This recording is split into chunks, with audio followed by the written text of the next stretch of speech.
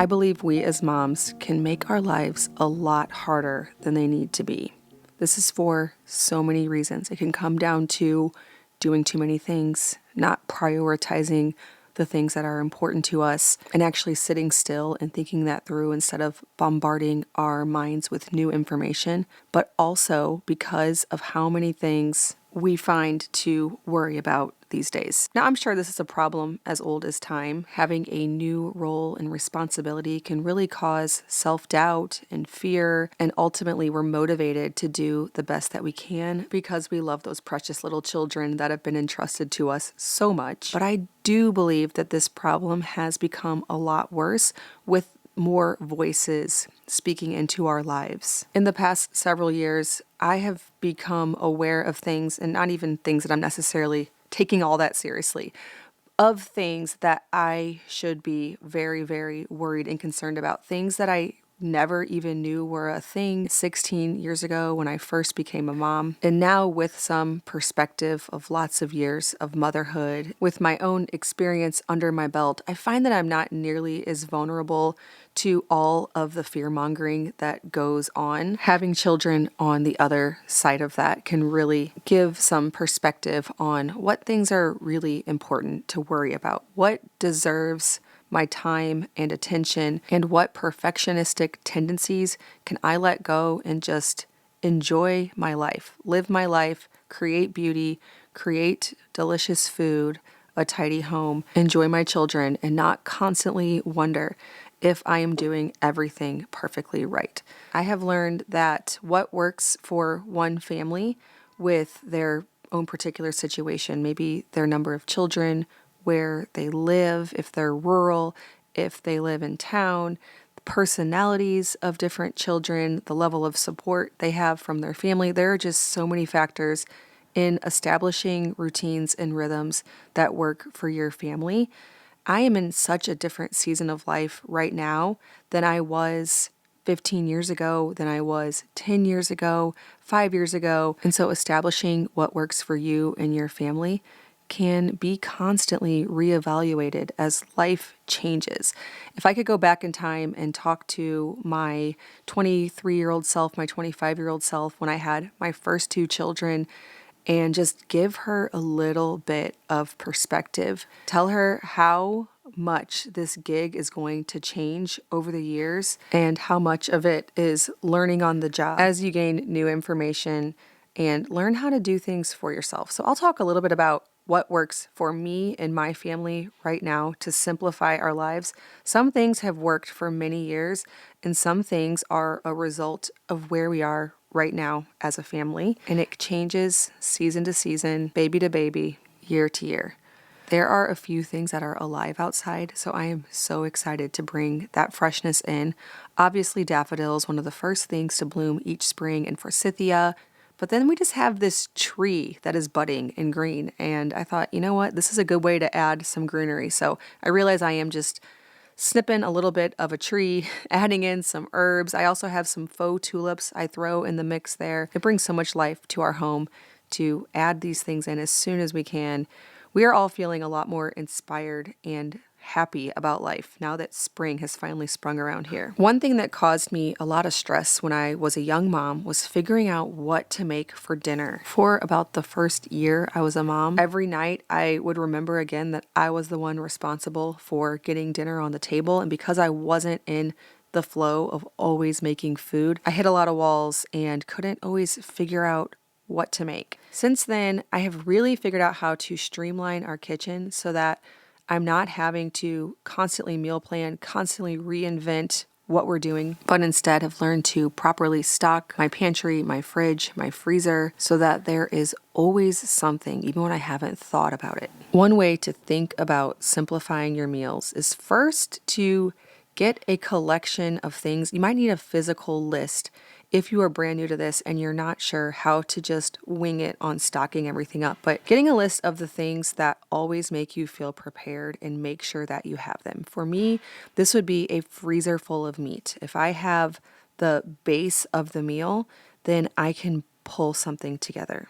One way I simplify my life and invest in my children's education is by finding tools that work with our family's lifestyle and help us to do so. I want to say thank you to IXL for sponsoring today's video. IXL is an online learning program designed to help every child reach their potential no matter their level or skills. They offer interactive practice for math, science, language arts, and social studies. They also offer clear explanations to help students correct their mistakes so they can improve their skills and level up. There are lessons from pre-K all the way up to calculus, and everything is organized by grade, subject, and topic, making it super simple to find the support your child needs. One of my favorite features on IXL is recommendations. As your child practices, IXL recommends specific skills that will help your child build missing foundations or take the next step with what they've been learning. It is tailor-made for each student. I also love that IXL offers video tutorials made by educators that break down topics in ways that kids can easily understand. If as a parent you lack the confidence in a certain subject, the video tutorials really help break it down so both you and them understand. I also like that IXL offers interactive games.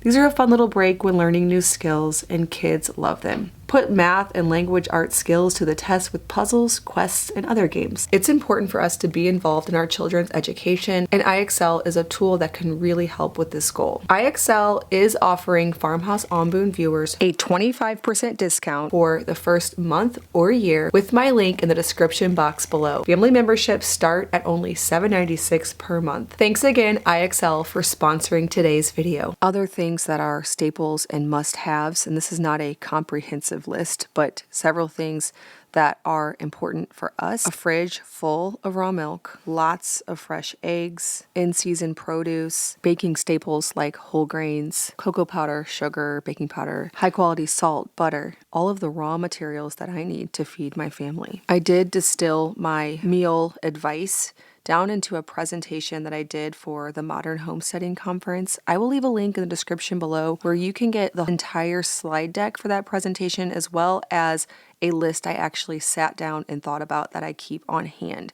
Now, this is developed over the years, just me noticing the things that I actually use that my family likes to eat. I can source it all with confidence because I know what I'm doing with those things. I know that they won't go to waste. I really have simplified my meals over the years so that making dinner is not something that takes up mental energy for me, and I can throw things together pretty quickly. Now, the way that I used to make this harder on myself in years past was thinking I needed to come up with something new and different, exciting each meal, and that can get very overwhelming because I would have to actually look through books and the internet to figure out what I was going to make for dinner, instead of just looking and seeing what we have, what is in season right now, what do I have an abundance of from maybe a last meat order or a good sale from the store, and just pulling from those things and making dinner more intuitive. Last time I did my pork order, I had the butcher take the bones out of the pork chops. Now, I know some of you are like, no, the bones impart flavor, and I completely agree with you. But right now in my life, I'm all about simplifying, making things easier. This didn't come at any additional cost, and it was something that saves me so much time in the kitchen, because the way that I usually prepare pork chops for my family is either by pan frying them or by breading them like I'm doing today and frying them in some lard. And then after they're all cooked, I set them aside, I let them cool, and then I cut them all off the bone and slice them up so that I can easily give them to the kids, and we're not sitting there at the dinner table trying to cut everyone's meat up. So if I were a family of all adults, or it was just me and Luke, we wouldn't be doing that. But right now it makes sense for us just to have these boneless pork chops. It's delicious enough, but yet so easy. One thing that we do all the time, over and over again, with chicken and pork is make some kind of cream sauce. It just makes it delicious, of course, but we also always have all the ingredients on hand, so it's quick, it's easy, and then we can serve it with either mashed potatoes or pasta. So we just put some onions in the pot with butter, sauteed those for a while, add a little bit of flour to thicken up the cream or the milk, some garlic powder, salt, whatever herbs are on hand. I've been using a lot more herbs lately. If it's too thick, we'll just add a little bit more milk. Now today I had some leftover mashed potatoes, but not quite enough. So we also boiled a pound of sourdough spaghetti so that some people could have pasta and some could have mashed potatoes according to your preference. One concept I've been thinking about lately in the kitchen to simplify life is to think about certain things as a base for the meal. So some examples of this would be lettuce, so big salads. That's a great, easy meal that you can throw any protein you have, whether it's meat or beans or cheese or cottage cheese, any vegetable you have, whatever is in season, on top of greens with some homemade dressing. It's filling. It's suitable for kids because kids can just choose the toppings they like. Like maybe they only want hard-boiled eggs and cheese and that's their dinner, but the adults want to load up their salads with sauerkraut, avocados, steak, whatever things are on hand. Another example of a base meal would be a stir fry. So you have rice, and again, you just throw on whatever things that you currently have in your fridge. And maybe it's things that you need to use up. Like you have a half a dish of peas that you cooked the other night that people didn't finish.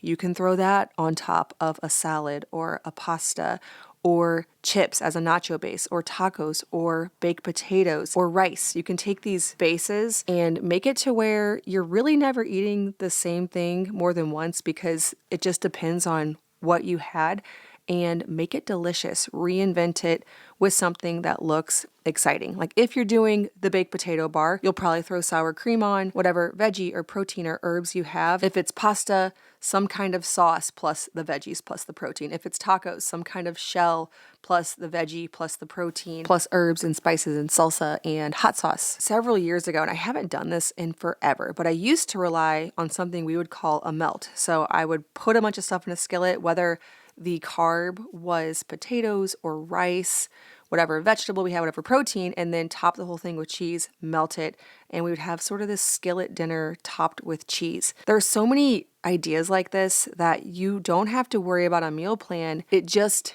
takes the base plus what you have. And I think thinking of it this way really helped me to be more flexible in the kitchen and lean more into a flow. Now today I am making a couple of homemade salad dressings. I make my homemade mayo. You can get this over on farmhouseonboone.com, the recipe, but it's really simple.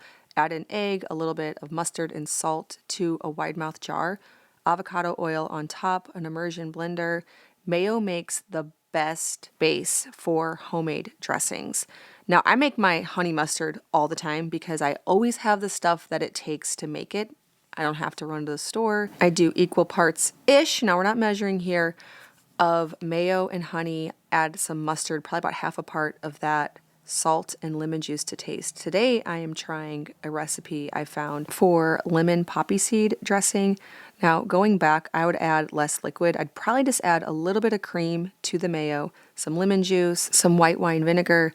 The key is to not make it this thin. I really like when salad dressings aren't quite that thin. They just coat my salad better. That's what I like so much about the honey mustard. It's very thick because of the honey. Oh, also to the lemon poppy seed, a little bit of sugar. Probably could add honey to that too to thicken it up a bit. I don't know. I'm going to try it again, but I have some adaptations I'm definitely going to make. Still very delicious. We definitely enjoyed it. I want to tell you about the dough that I was mixing up yesterday and then shaping this morning. This is my baguette recipe over on farmhouseonboone.com, but made with half hard red wheat berries.